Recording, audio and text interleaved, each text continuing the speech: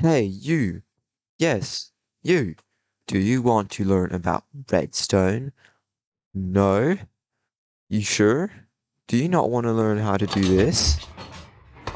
Or maybe this? Are you sure now? Then, in this video, I will teach you all the redstone mechanics and how to use them.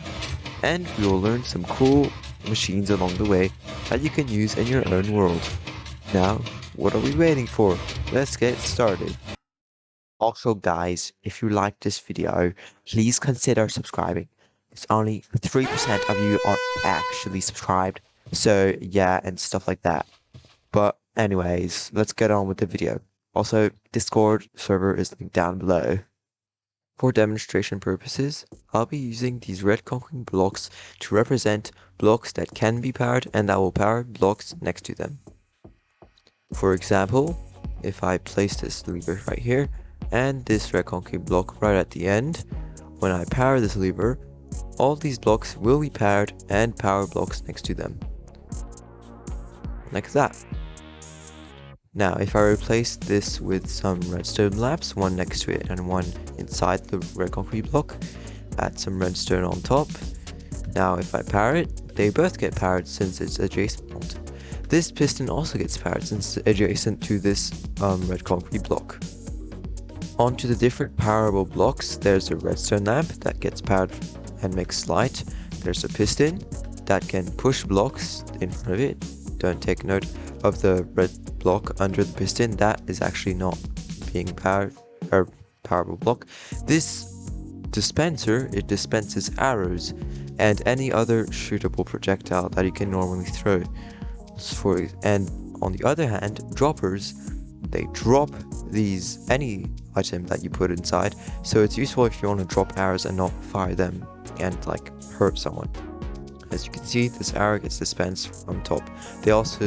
These doors, they powered when they're powered, and trapdoors too. Iron ones can only be opened when powered, although wooden ones can be opened by hand. There's also gates that also open to redstone signals, and the TNT that obviously blows up when it's powered, and there's the note block that makes a note when it's powered. Onto activators, the redstone torch powers to the top and to the side, but comes off when it's powered. The redstone block, it powers in all sides but cannot be turned off. And there's the lightning rod that makes power when it is struck by lightning. There's tripwire hooks that power when someone steps on them, and the pressure plate that also does the same thing, although tripwire hooks are more subtle and hard to see when they're placed on the ground. Tripwire hooks can also be disabled using shears on the string. Target blocks, they make power when they are shot at by any sort of projectile. This counts for arrows and ender pearls, eggs, potions, all of them. Observers, they send a signal when they get a block update on the front, like place a block or destroy. And even like grass growing on a grass block. Daylight sensor, which does what you guessed, you can change the mode from night to day, so it turns on during the day, it turns off during night, and if you switch it, it does the opposite. The signal strength also depends on how close it is to midnight or the day. Trap chests, they power the blocks next to them basically. Now pistons, they can only be powered when they are directly powered by redstone, or like if there's a torch next to it, obviously, since it powers to the side naturally. As you can see here, only the one that's directly connected powers. It doesn't power to the side. Now, pistons also have a 12 block push limit. So on this side we have a 12 block pillar, on the left side we have 13 blocks, and you see when I power them, only the 12 block piston can actually push. The 13 block just doesn't do anything. So this really interesting mechanic with slime blocks and honey blocks, as they permit to stick to other blocks except for each other, and they can make for pretty interesting. As you can see here, I am now making some random shapes with the slime blocks and honey blocks and adding some stone to prove that they actually stick to each other, of course. And I'm gonna add a slime block somewhere here to also show that they don't stick to each other. I think about in the middle over here. That should be pretty good. Now when I power them, you see they move the whole shapes at the same time, except for the slime block I place right next to the iron block.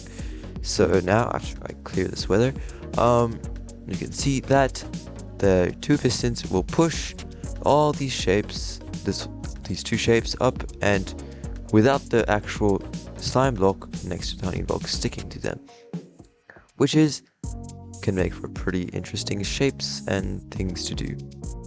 Now obviously some blocks are not sticky, and there's also another version of the piston, the sticky piston, which can push and pull blocks, which can make for an interesting mechanism, I guess, to like pull and push stuff. So you see the slime structure right here. It's gonna push and pull it, and I guess make some cool stuff. Now you know how redstone has a 15 block limit, like it loses its strength. Repeaters permit to double that limit and remake it to a 50 block strength. So after I break all of this really quick, you see repeaters can also do a delay, which is very good for like timed things and clocks, which you can learn about later.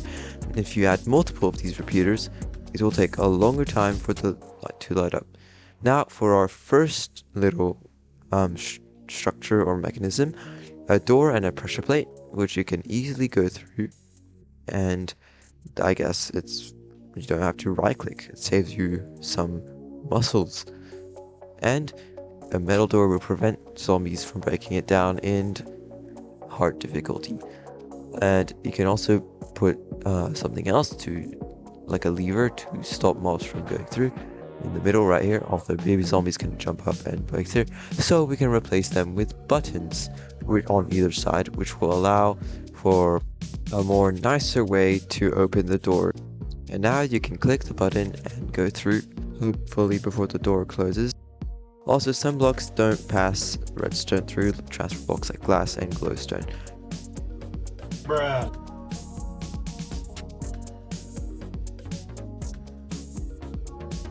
A good thing to note before this is that redstone torches actually burn themselves out if they're connected to themselves, as they power themselves on and then off back again repeatedly. Now this cool redstone latch/switch is this two redstone torches with redstone linking them to the back, and when you press one button or the other, it turns the one on or off, which is useful if you want a single use thing that you want to reset after. You can also use torches to transfer redstone vertically in an alternating on and off sort of thing. So yeah, if you place a redstone torch right here and then you place another redstone torch on top, it'll turn off, which you can just stack up like this, and then if you turn off the bottom one, the top one just also invert. The T flip-flop is an interesting contraption that lets you turn a button into a lever using a redstone block, pistons, and some repeaters. If you place a button at the start, it will quickly activate the piston at the end, and which will power the redstone permanently.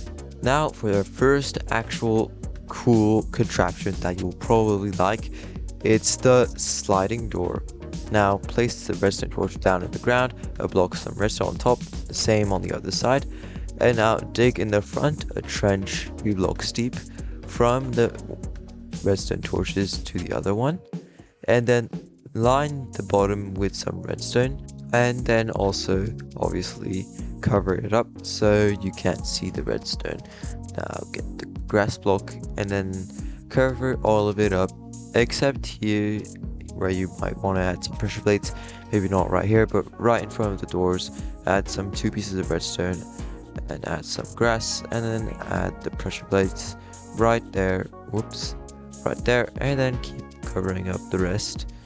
And then all you have to do is copy this on the other side. So go to the other side obviously, and let's place some stone here for the door. Dig a 2 block deep trench with a space in front of the door for the pressure plates. Fill the bottom completely with some redstone. There we go.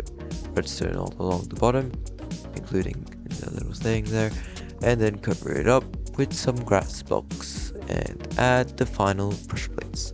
Now when you go through, it should open up and slide back up behind you, which is pretty cool.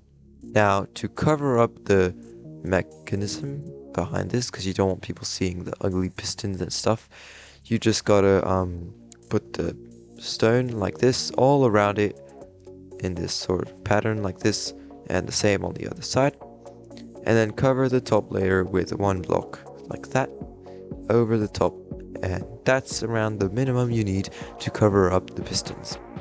Now when you go through, door should open and slide seamlessly. Now make a sort of archway like this so people think it looks nicer, obviously. Now when you go through, it looks very nice. As you can also replace the middle with some stairs, I don't know, maybe to make it look nicer, so there's a hole in the door or something. And there we go. Now it looks pretty cool, I guess I can say so myself. Now let's move on to our second contraption, which is the seamless cliff door, or the Jeb door, since I don't know why it's called the Jeb door actually. I think it might have just originated from Jeb, one of the Minecraft developers. Anyways, you're going to make this piston assembly right here, and then add some stone in the last corner. And to comprehend what this is actually pistons actually power pistons underneath them, because this is the bug. So I'll be using this bug in the Jeb door. Gotta add some stone on top of the pistons and link them together like that. Now cover the front to make this sort of face or cliff face, because you could be using this on a cliff to make this a seamless door. Put the top with some redstone and repeaters on 3 ticks. You click them twice, they should put on 3 ticks, and put the last bit of redstone right there. Link them with some redstone. Now if you put a lever, it should activate, and then the door closes. There we go, closes and opens into a seamless cliff door.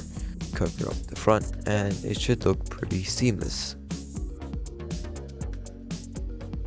And there we go. Now if you add a piece of redstone here and a lever to the front, now it should look pretty good. It closes and opens and into this wall. Now I'll move on onto how this door actually works, because the repeaters are there for some reason, because you can't just like have repeaters for no reason, because then that would make no sense at all. So basically how this door works, I'll make a thing on the side here, the rest is all bottom. You see these 2 pistons, they basically push the piston in the middle out with the stone block, which then activates and then pushes out the stone block right after, immediately actually, since the redstone is already powered. Now the repeaters are only useful for the retractions. It retracts first, and then after a certain time, the pistons on the side retract both of them into the sides. That's basically how it works. Now a good thing to note for this is because you can't actually retract extended pistons. That's why we need to have the timing there to retract the pistons when they're already retracted behind the wall, as you can see with this very helpful representation. Another good thing to note is that dispensers dispense armor onto people in front of them, which is, I guess, pretty cool in my opinion. Now we're going to make our own trap chest trap. This is very useful if you want to keep your items safe. Now we'll dig this 5 long trench full of sticky pistons, forgot that last one, and the same on the other side, so the floor opens up and traps people when they open the chest. And now we're gonna add some redstone torches on the side of where the trap chest is sitting on, and place some blocks on top of them. You can shift right click on the chest to place the blocks, and we're gonna dig a trench right in front of the pistons so the pistons can extend and retract the blocks. Now when you open the chest, it should power the blocks. Now let's add some redstone on the side so the pistons are extended, and on the same on the other side. And then now when you open the chest, it should retract the floor and you should fall in. Now let's break these 2 blocks for now and dig the 2 by 2 by 5 deep hole, and then fill it in with lava to, of course, kill the player. that falls for a trap. Now place this lava all along the bottom, and then replace the grass blocks in front of the pistons with some stone blocks, so the floor looks nice and stony and totally not suspicious. Replace the blocks next to the chest so the pistons activate, and now your contraption is basically done. And now just cover up the sides, and that's pretty much what it should look like. Now to cover up the redstone, you basically want to cover around the redstone first, like so, then cover the top and just above the pistons, and copy the same on the side. Then make a nice roof on top of the chest so it looks nice. Add some stairs so the chest can actually open, and there you go. Now you have your own not suspicious trap.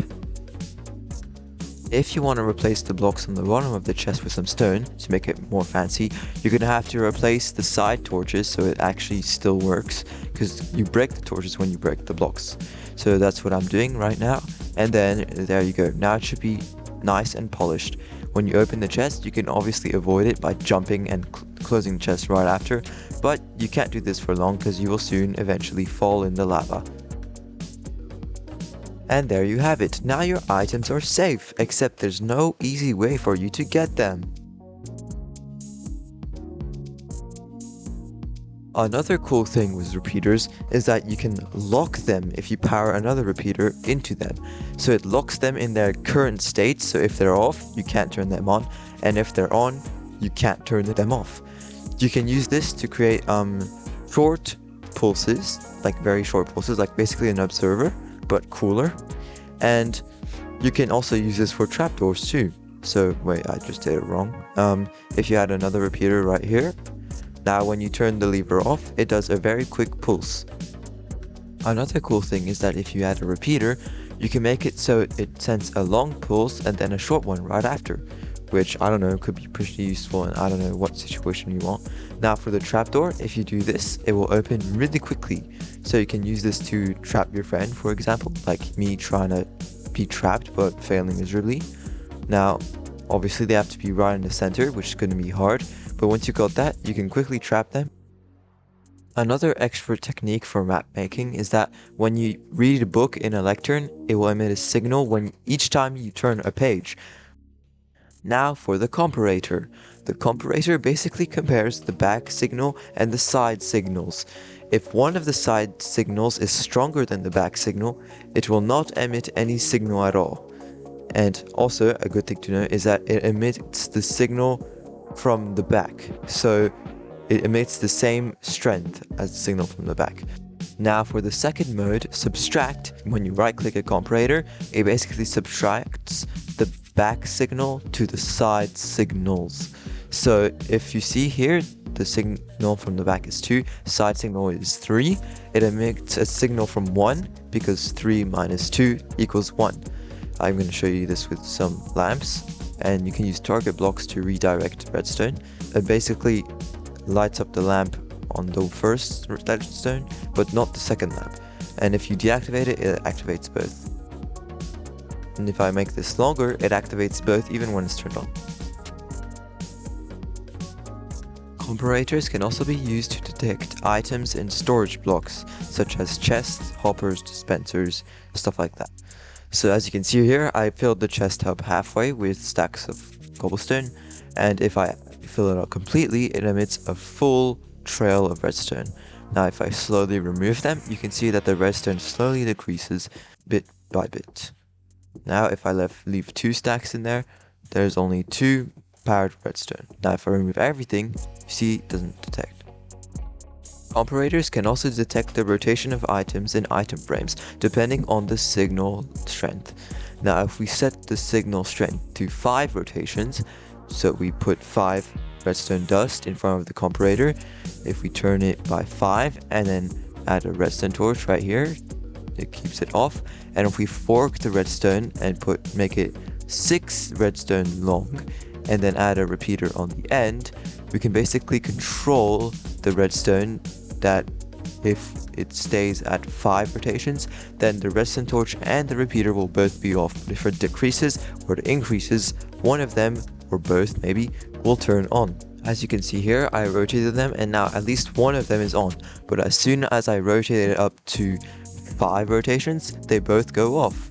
Now if I increase it or decrease it, it will either, one of them will go off and one of them turn on. Now I just made this mistake. As you remember, when the torch burns out, I placed a block next to the torch and the redstone, which will make it go in a loop and then burn out. Now watch me turn this and you see it burns out and flickers off. Now to fix this, I basically did something not that smart. I just put a path around when I could have just dug one block down on the side and put a redstone, but I don't know, I guess I was just tired at the time. And there we go. And also now we need to invert the signal so it keeps the door closed. So we put a torch here, and why did I put it on top? I could have just put it on the side, but I guess I was just tired.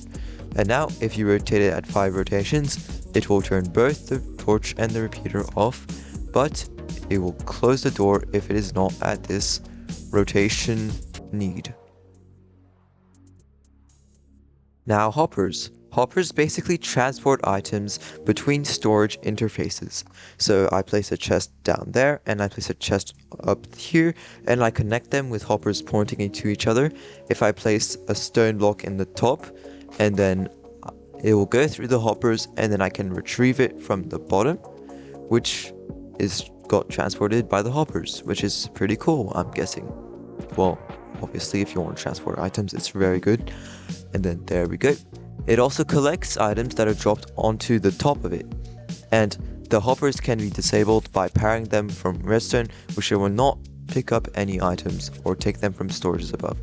Now on to flying machines. Flying machines are a very cool part of redstone. It uses pistons and slime blocks and honey blocks too, if you want to use that instead, and observers. So it basically moves one part of it, which then updates an observer on that part, which updates a piston that pushes another part, and then this goes into a loop to push parts, and then it basically flies. Now just copy this configuration right here. This is the simplest flying machine, and as you can see, when it pushes one part, the observer immediately powers and pushes the other piston, which retracts the other part, and it goes in a loop. Now I can't easily stop this, as you see here. You usually need to use an immovable block like obsidian, or you can just break the mechanism.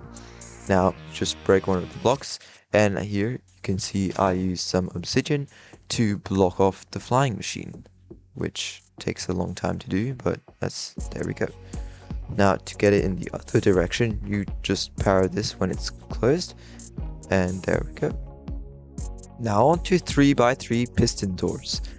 The bottom design is made by Mr. Cat. You should go check out his channel, it's pretty good. It basically pushes 2 blocks up forward to cover up the middle part of the 3x3 piston door, because you can't physically put a piston and make it look nice. So here I'm just gonna make the frame, and then I'm gonna make the bottom off of Mr. Cat's video, which will obviously be linked below because I'm such a nice person. And now once the bottom is finished, you just make this configuration right here, and there we go. It basically pushes part of the frame into the double piston extender, which then pushes 2 blocks of stone up forward in a way. And then if I just finish this quicker, because I'm very slow at this, I will be able to make this work, and it obviously doesn't because I'm horrible at following the instructions. And finally, there it works. It now should be pushing 2 blocks of stone right after I place this observer and this block, and now you see it works. Pushes a block and then uses the side. Now I'm going to link pistons around the frame, so it basically pushes the blocks at the same time. You can copy my configuration right here if you want, with the target blocks and the torches and the redstone, and there we go. It looks very nice. You can replace the frame with some nicer material, for example quartz, and a shroom light in the center to make it look very stunning and nice. And there you go. You know how to make a 3x3 piston door. There's a lot of tutorials online if you want to learn how to make one, because obviously I didn't do a good job here, but there you go. Now it's a pretty good contraption to have for like a secret vault or something like that.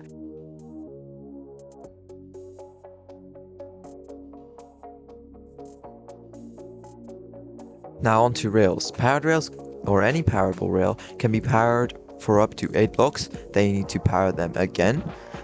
And different powered rails can't power each other. So for example, if I place actuator rails like at the end of this over here, they won't be powered by the rest, so you need a separate lever to power them. Now for the different types of minecart, there's obviously the normal minecart, which you can ride in and go around your world on tracks. It's actually slower than sprinting and jumping, so I guess it's cooler. There's also the hopper minecart, which can pick up items on the rail or from blocks above them, or even 2 blocks above them, which is very useful in farms. And when they're powered by an activator rail, they stop picking up any blocks. So as you can see here, I'm putting powered rails on both sides, and then I'm going to place a hopper minecart, and then it picks up these stacks of grass blocks and it stores them in its storage. And once it goes on the powered activator rail, it stops picking up any more blocks. It's only once you deactivate the powered rail and the minecart goes over it that it starts picking up blocks again. Now for TNT minecarts.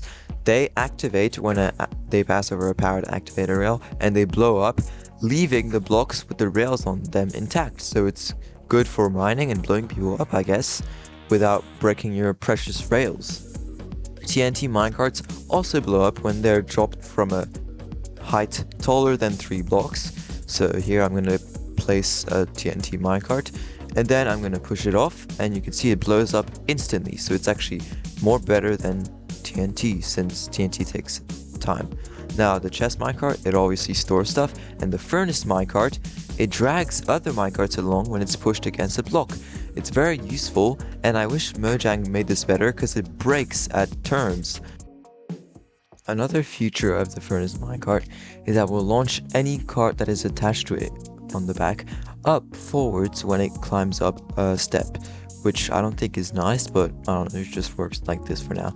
And it does the same while going down, so if I push it down this slope, it will launch the one in the back forward. It also pushes minecarts in front forwards, so I guess that's also good for transportation. I mean, it still works. The activator rail outputs a redstone signal whenever a minecart goes over it, any type of minecart, so it's useful to detect when like a player passes by. You can like open a cool entrance. Now onto weighted pressure plates. They make wooden sounds for some reason when you break and place them. I think this is just a bug, obviously, and they basically detect how many items or entities there are on them. So if you drop like some items on them, like several stacks, they increase their signal strength. As you can see, they don't open when I stand on them. Now for the golden pressure plate, the redstone signal increases by 1 for every entity or stack of items there is on it. The iron pressure plate, on the other hand, increases its redstone signal for every 10 stacks of blocks or 10 entities placed on it, except for the first one, obviously. The first one always puts a signal of 1. So you can see here there's 11 stacks of blocks, which gives a power of 2. Thanks for watching. I hope you enjoyed this video and it helped you learn about redstone and what you can do with it. This video takes a long time to make, so please be sure to subscribe if you liked it. I'm not forcing you, but if you want to see similar videos in the future, smash the subscribe button and like the video. Thanks.